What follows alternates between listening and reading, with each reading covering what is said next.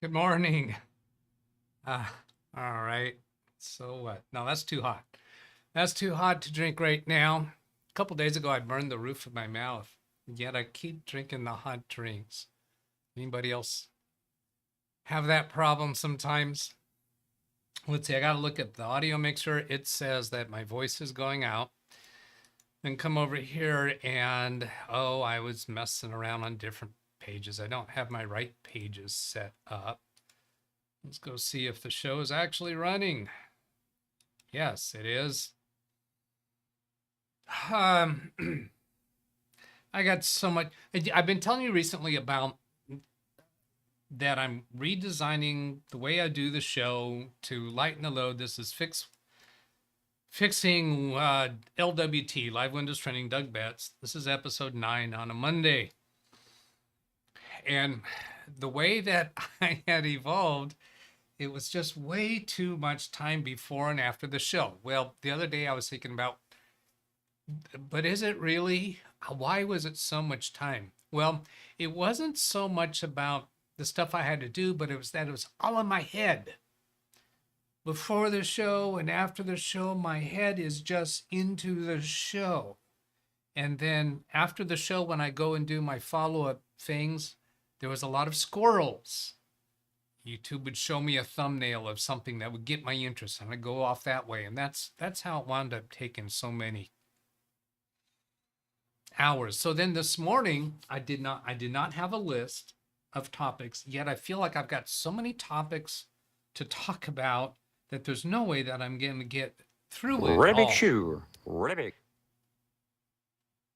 And should I write it down? But then it's all floating around in my head, and for the probably a couple hours before the show, I tried to turn and do some work. In fact, I think I'm going to show you a little bit about that. Let's see, let's go over here and see if that one, yeah, that's all blurry because that's actual work in progress. That I have to blur that screen. Oh, and there's Wendy. Oh, I guess I have the camera turned in such a way that, yeah, she shows up on my arm instead of on the desk, whatever. All right, I'm going to come over here to channel comments because there's some interesting things in there. Where do I find that? Oh, here. I'm going to come down to this one that I postponed on Saturday. Pineapple Road. He's been really good about giving me some of his actual work in progress and telling us stories. So sometimes he tells us stories about a problem he's working on currently, and sometimes it's a problem that he has resolved. This was 13 days ago. Yeah, bad Doug, for postponing this so long. I'm beginning to think I might be cursed. I know whereof you speak. I've been there. I've done that. And my day starts out and I just keep running into problems or issues and thinking it's got to be me. How could this many things go wrong? In addition to a display output problem, which I sent an email about, we already covered that on Saturday, I think. Display output problem. No, that was actually even longer ago. That wasn't on Saturday. That was one we talked about even prior to that. I had a label printer misbehave. How quickly can I get to these buttons? Behave. Yeah, his misbehaved. I tried turning it on only to get an orange light. Tried opening and closing the lid. Nothing. Tried pressing the cut button. A continuous roll is loaded in it, and I had to refeed it after opening the lid. I know exactly what you're talking about. As the paper retracted onto the spool by itself when I opened it. Yeah, it does that. It starts blinking orange at me. Normally it would auto advance a little bit, then cut. Turns out the lid switches were acting up. It thought the lid was open. So that problem is solved. I like telling stories of actual problems happening to, and usually stuff that's happening to me. But if you have problems and you've resolved it or not resolved it, go ahead and send me the story. It can be on a comment on a video, or you can send it to my email address, which is showing on the screen right now. And I'm going to turn that off before you have a chance to write it down, because I wouldn't want you to press the pause button to give yourself time to go write it down. No, that's not a thing, right? Let's go on here to Carrie Holson's comment, one of two comments. Let's click the read more. Let's see, I got to escape out of that twice. And then Alt-2 gives me my red dot. Just to add to the SpinRite discussion, an 8 terabyte NVMe drive has a 5-year warranty. You would likely be under warranty, and running SpinRite can kill a drive and ruin all possibility of data recovery that might have otherwise been recoverable professionally. Yeah, absolutely. And I had talked on Saturday about I don't know when that was, Saturday or Friday, whenever, that perhaps a reason to use SpinRite if you want to bring a drive back into usable status rather than trying to recover from it. And again, I have never actually used the new version of SpinRite. I bought it originally probably 15 years ago and used it successfully on whatever I was trying back then. And I've owned it all this time. And then when Steve Gibson was preparing his next version, I went to try to find my old version and my serial number and try to get the upgrade to his new version in the trial forum using my old serial number, which I still have. That didn't work. So I actually bought it again. Now that the new version is available, I still haven't tried it. And I've got to say that it's probably because I just don't have a real use case for it. And I was trying to come up with getting a defective drive back into usable state, but then is that for the amount of money? Do I really want to do that on a client's drive? Do I even want to do that on my own drive? But I am intrigued. I am intrigued with SpinRite, and having been aware of well, Steve Gibson's background, I just totally admire that. And of course his Security Now show. But yeah, still, I don't know if I'm going to wind up trying it or not. If you get a moment to take to Brian Cometa or any other data recovery specialist, ask them their opinion about SpinRite. I already know about their opinion on SpinRite. Don't need to hear that. Also, drives are dirt cheap or are under warranty. Absolutely. So I remain unconvinced that SpinRite is anything anyone should ever use under any circumstances. I'm gonna have to join you on that, I guess. I'm unconvinced. Still want it to be, though. If SpinRite could fix a drive, it would be unwise to continue to use that drive. Yeah, in my opinion. Most anything SpinRite can fix is just temporary. I'm not so sure that's, I don't know about that. I don't know about that. Because when drives are new, there are bad sectors on them. They come from the manufacturer. There's those bad sectors marked.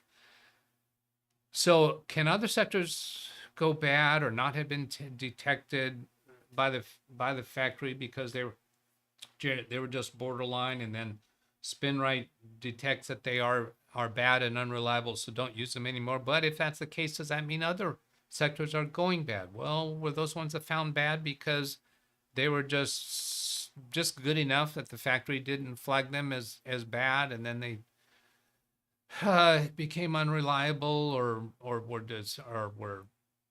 failed at some point? I don't know. I just I like Steve, and I want it to be justifiable, but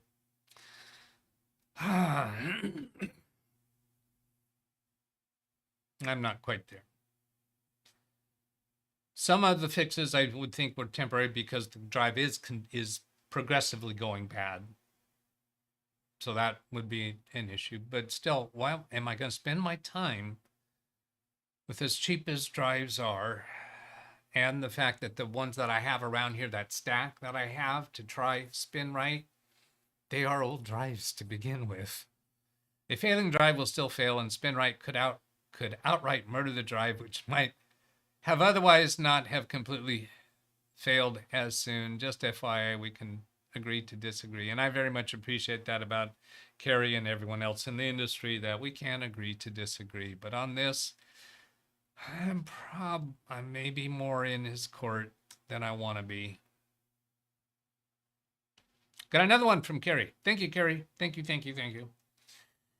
I think if you want to get to 1 million subscribers on YouTube, I suggest you start making cat videos. I've been doing this since 2008. I did not know that Kerry Holzman has been making cat videos since 2008. Wow. Does anybody have a link to that channel? I'd like to go watch some of Kerry Holzman's cat videos. I know. This is what's called absurd humor, to take what somebody said and twist it out of context. I've been doing this, meaning his YouTube channel, and after 16 to 17 years, I'm still under 500,000 subscribers, and views throughout the platform have been fading for all content creators on this platform. Let's hope that changes. But I think YouTube is becoming MySpace, and likewise the culture has moved on. Hope I'm wrong. Well, I am really growing comfortable with just making this outright bodacious claim that my objective is to get to 1 million subscribers, even to the point that I put in a new suggested series title, 1M subs, Doug's Live Windows Help Desk #1, Monday. Now, the #1, of course, would increment. The day of the week would show. And the reason for doing that is so that regular viewers of the channel can tell whether they missed an episode or not. Because you know, when I skip a day, like if I skip Tuesday this week, which I'm going to do, I'm going to skip, not do a live stream. I'm going to skip. You can easily look at the title and tell whether you missed a day or not. But anyway, I thought it might just be kind of outrageous, bodacious to claim my goal or my objective is 1 million subs. Now I was thinking about this. It's not about the destination. It's about the journey. It's about the journey of making changes and trying to change things up and trying to improve things with the declared objective of 1 million subs. Once I get there, it's over. The party's over. The fun is the journey. Isn't that what is a saying in life? It's the journey. It's the journey, not the destination, that matters. Live cat training with DougBetts. Not Steve Gibson, DougBetts. That was a chat message I just spotted. Yeah, so that might be a fun thing to do. And you know, that's true in life too, right? We're not really interested in the destination. The destination of life is death. We're more interested with the journey. It's the journey. If we'd use the political thing, it's the journey, stupid. So I don't know, putting the actual 1M subs, 1 million subs, or should we say 1 meg subs? Not megabyte, not megabit, because then we'd have to deal with 1024 issue. But 1M, does it stand for 1 million or does it stand for 1 meg? Then I put another one, Journey to 1 meg, Doug's Windows Help Desk. Just floating some ideas out there. So let's see, for Carrie's things, I'll put thumbs up and hearts. And for Pineapple Roads, I'll put thumbs up and hearts. I've got to stop doing timestamps. I went back on Saturday and I put in timestamps, and it takes so long. Doug, why does it take so long to put in timestamps? It can't possibly take so long. Squirrels are all around when I'm doing that kind of stuff, because every time I go click to put in, to go find the right timestamp and copy it and paste it, YouTube has all of these other suggested videos that I just cannot not click on. Ay, caramba, What a weak person I am. Guilty. Parker Morse says, Doug, do you mind if I share some of your content on my YouTube channel? Absolutely not. I do not mind. I don't mean absolutely not. You can't. I mean, absolutely, I do not mind. I'm going to go point out what he's doing because this is maybe a really good thing. It might even be a way for you to support me more without, money. Because watch this. I'm going to go pick on Parker Morse. So I'm going to right click, open link a new tab. I right clicked on his channel icon, takes me to his channel. Here's what he does. He doesn't publish his own videos. All he's got is home and playlist. And here's created playlists on his home page. If we go to playlists, we see more playlists. Oh, look at that. He has some of my content already. Absolutely. Because what you're actually doing here, he's not actually republishing my content the way that some people do, like Ken Stout and myself republishing other people's content. But when you actually click on something from his playlist, let's see what happens here. I'm going to go to this. I'm going to pause it. That actually takes the person to my channel. So that actually counts as views on my channel when he puts it on his playlist. Now, the way that I think this could actually help my channel is the YouTube algorithm probably, I don't know this, but maybe, remote possibility, I think it does, notice that somebody put my content in their playlist and therefore thinks my content is more worthy of being suggested.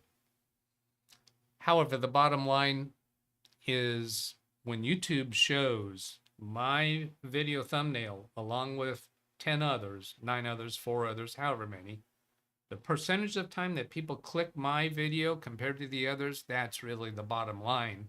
And that's where I'm saying I have to do searchable content, meaning content that people are actually looking for. Then when they see my thumbnail lined up with other people who are doing that same type of content, I need thumbnails that cause them to want to click on that rather than the others. And one of the ways that's going to attract them to click on mine is when the video is very short. That's why I said on Saturday that I want to get that laptop fan replacement video down to 3 to 5 minutes, because if they see the video 3 to 5 minutes compared to the other people that are 30, 40 hour long videos, then they may check mine first before going to those. But in my video will be the link and the suggestion to go look at the full live stream of doing that repair in real time. Now, it's 9:18. Oh, I'm making good progress. I am making such good progress. Is Ken Stout in the room? I've got something for Ken Stout. The cat videos that Carrie suggested. Do you think that was a squirrel? Yes, affirmative. He's here. He wasn't answering yes that it created a squirrel. He's saying yes, he's here. I got some things here that might interest you, Ken Stout. Yes, of course, I got distracted looking at cat videos. Are you kidding me? Of course I did. If we go over here, because Carrie said cat videos is a great way to get viewers. Look at this. Live show 3,000 watching right now, this live show. Here's cat video published 3 months ago, 1.1 million views. 1 month ago, 3.7 million. But this isn't a cat video. So actually, I did find this, that there were some that were coming up with cat videos that were not actually cat videos. And then here's videos for cats. Okay, that's a little different twist. But where I'm really going here with this is this channel, Cat's Music Corner. Can anybody tell me what is surprising or weird or strange about this homepage for Cat's Music Corner? Now, is Wintermute also present? or Gary Weisenberger. Is Wintermute or Gary Weisenberger watching? The reason I'm asking for them is because I know they both have my cell phone number, because I want to do a little test with something with my cell phone. I'm just scrolling through. Wintermute is yes, is here. Okay, good.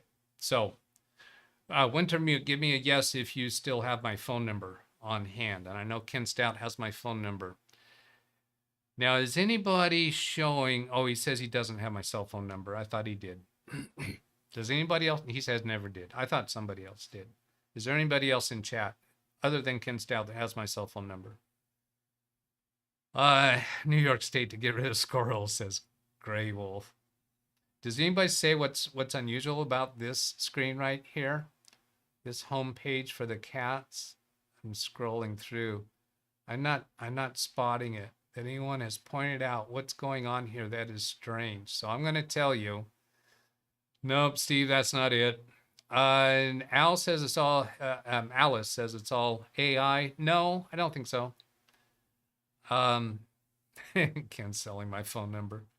Not, it's all live. That's it, Keith. Live stream. 6 concurrent live streams on one channel. So this is one of two things for Ken Stout. I'm challenging you, Ken Stout, to test this. Ken Stout has 2 computers. He has multiple cameras. So he could try doing this with his channel.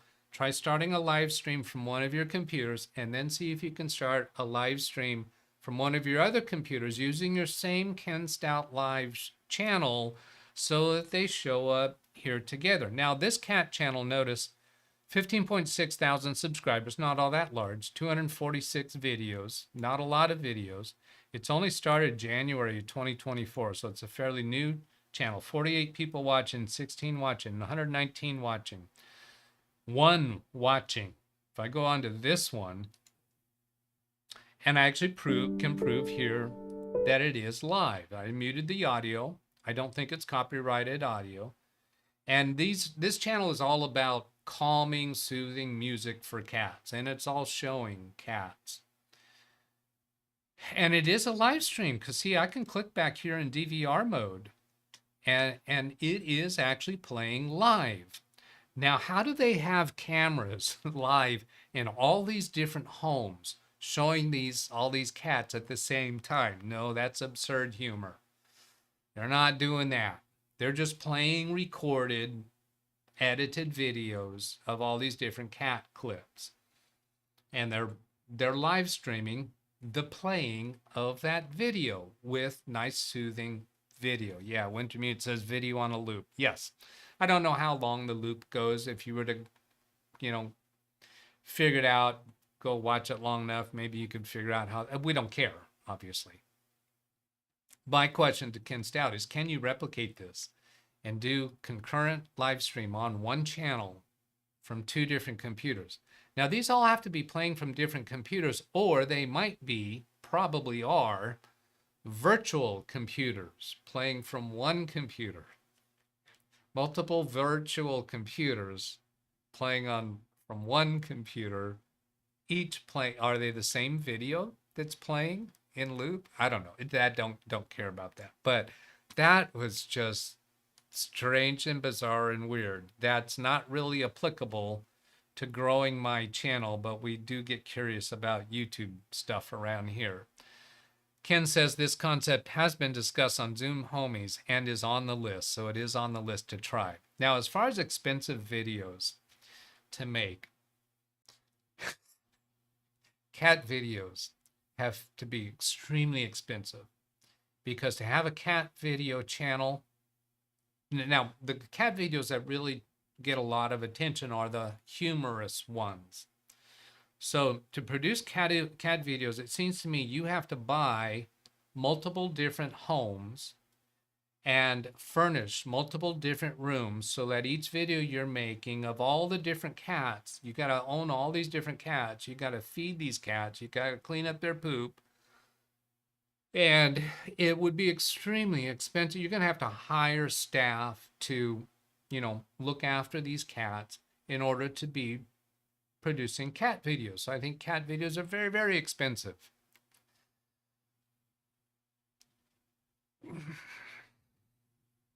Absurd humor again, okay? First, you need a cat, Ken Stout. No, if you're going to do a channel, you got to have multiple cats. I don't think you're going to do it with one cat. Or if you get one cat, then it's going to take you multiple years of trying to catch that cat doing something funny. All right, did we find that? Is there a second person who has my cell phone number? Well, I know another way to do it.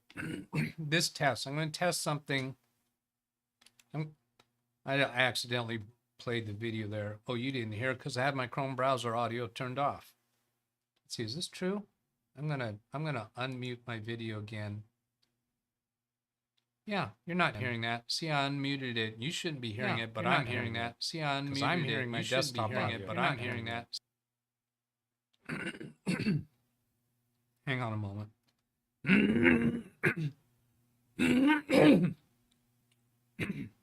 See, I took one sip of my lemon ginger hot tea, and then I had to clear my throat. It's supposed to clear my throat. Oh, Ken says we are hearing the echo. You did hear the echo. Why? Why? You shouldn't have, because it's not coming over my speakers. Why? You shouldn't have, because it's not coming over my speakers. Why? Yeah. Oh, it's That's why. Monitor one audio is on. Okay, now I'm gonna hit monitor one audio. So I just muted monitor one audio. I'm hearing it. Oh no, Chrome browser audio is on. Why did that happen? Now I muted both Chrome browser audio and monitor one audio. I'm hearing the echo, but not the echo in the echo in the echo. I'm only hearing a single echo, so you should not be hearing it now. All right. Now I'll mute that so that I don't hear it anymore. Because I have all these individual audio sources. I'll show them to you here. I have all these individual audio sources. So I have Chrome browser audio muted, and you don't even see my monitor one audio until I actually punch over to my monitor one. That's what happened. When I punched over to monitor one, its audio was available. Was it already on by default? No, it doesn't turn on when I go to that. All right. Doug, you're doing such weird stuff. I'm getting confused. So says my viewers. Okay, now I got to get onto this thing I want to try with Ken Stout, because what happened is, and Kerry made a comment on his show the other day about not showing his cell phone, and I do that. I show my cell phone, but he made the comment about if a notification pops up while displaying it, then it would show up on the stream. And I remembered, oh yeah, I need to fix that. So I went and made some adjustments on my phone. So I'm going to show you those adjustments and test that. So I'm putting it back over here in my phone cradle thingy, majig. That's the right word for it, isn't it? And then I got to, well, let's see, let's do this way. No, hitting the wrong button there. So I swipe down like this and go to focus and turn YouTube live stream focus on. I created a focus so that only certain things can show up. And then I'll put it on, I'll share that screen mirroring to Big Beast, and then bring up my app that shows that. Oh, it came up on screen 3. So here's that. I've got the live stream paused in the background, so we're not going to see the mirroring thing. So it's screen mirroring to Big Beast build.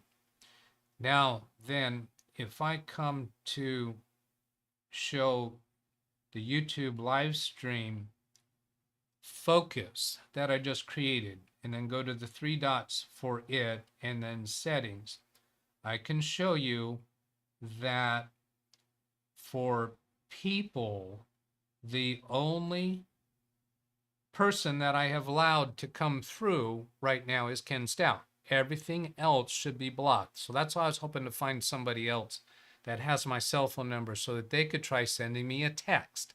Ken Stout, I'm asking you to send me a text right now so that we can see if it shows up on the screen, or do I only see it on the phone? I think it'll show up on the screen. So Ken's gonna, no, Lorna's phone's not gonna work. It has to be the phone number that I have configured on, oh, that's right. He can call from Lorna's to test from somebody else. So when he tries to send me a text or call from Lorna's phone, that should not show up. But when he does it from his phone, it should show up. That'll work. Let's do that, Ken. Oh, I see Ken Stout on my watch is calling in, but it's not showing up on my phone. I think, and he sent a text from his phone. It showed up on my watch, not on my cell phone. I don't see it on my cell phone. I don't see it on the screen sharing capability thing. And I think that's because the screen sharing of the iPhone, I don't know if it's true for Android, but for the iPhone, when it does screen sharing, it does not send things like notifications and alarms and reminders. It doesn't send that to the other screen because it's intelligent about sharing the screen. So that's automatic. Now, Ken, have you tried calling or sending a text from Lorna's phone yet? I suspect that it's going to show up on my watch as well, but not show up on the phone or the shared screen. Now, there's another piece to this that I want to get to that we're very close. I'm waiting to see if he has sent a message from Lorna, and he says called.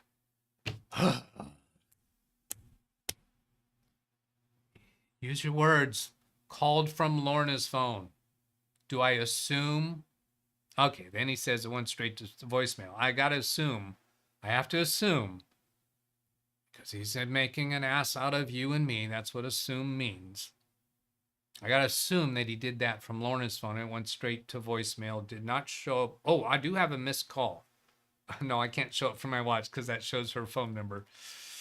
But it did not appear on my phone or on the screen share. So, good. Now I know I am safe when I'm doing that. However, I want to test one other thing. Oh, there he is. He's calling. That is showing up. That is showing up. Okay, so I did allow that to go through, and that is showing up. Now, I don't think the audio will come through. That's interesting. The text notification did not come, but the phone call did come through. Interesting. Very interesting. Okay, now I'm going to turn off the focus. Come back to here. And all I got to do to turn off that focus is touch it. So now there's no focus. So Ken, I'm asking you to send me another text message. And let's see if that shows up. Actually, before I do that, I'm taking that off screen. Yeah, so send me another text message, Ken. And give me a message in chat. I shouldn't have to have a message. Okay, calling cat calling. he's cat calling me. I can't whistle very good. Text messages sent, he says. Yeah, that's not popping up as a notification when I have this sharing on. The text number down here changed from 1 to 2.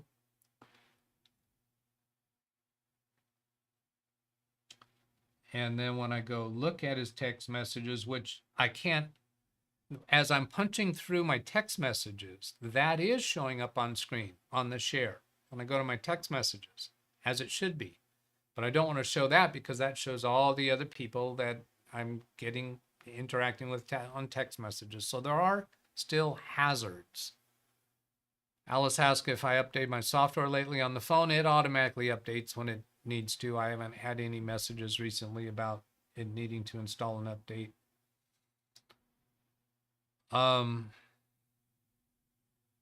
Let's see. So I'm looking at when I actually go to his text message history to make sure we weren't having any private conversations, and we were not.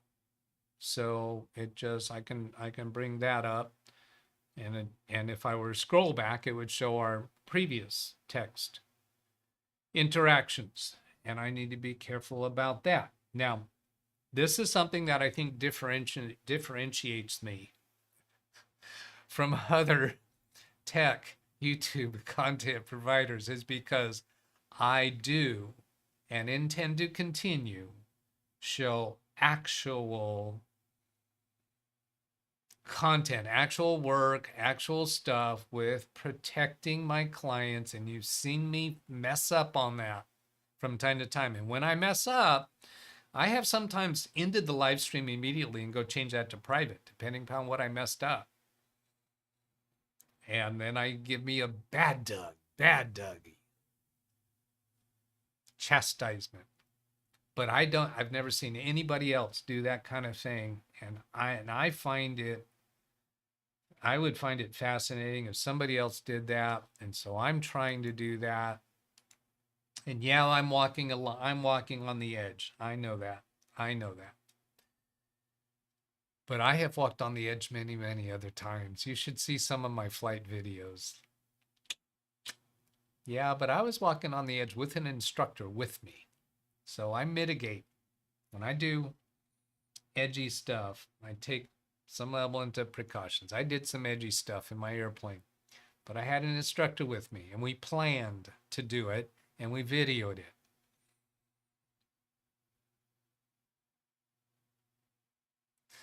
So, how do you walk on the edge while flying a plane? On the edge of the wing. Just open the door, get out on the wing, and walk onto the edge of the wing.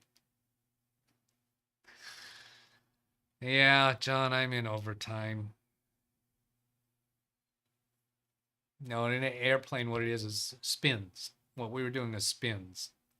And the normal thing with that you do as a pilot, the instructor will take you through spin recovery. Well, spin recovery is a normal thing. Those are not on YouTube, Keith.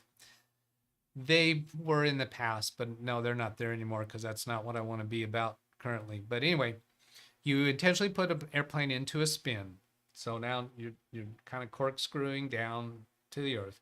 And the whole objective is to recover from the spin. Well, what I wanted to do was keep it in the spin.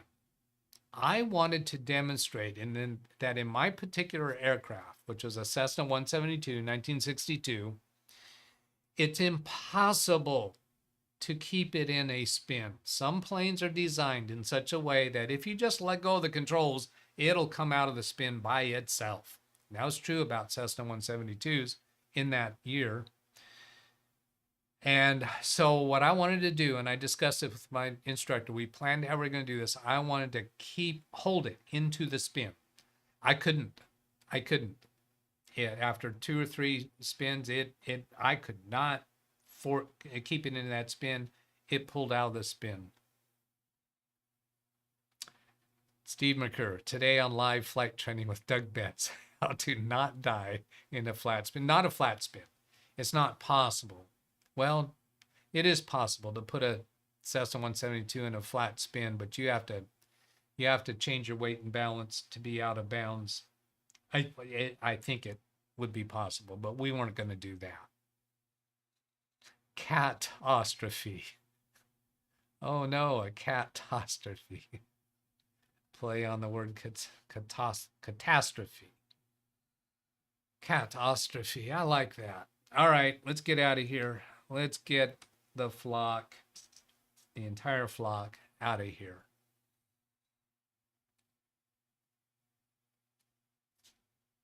How do I do that? How do I even end a show? I don't have the slightest clue how to end a show. Read chat please.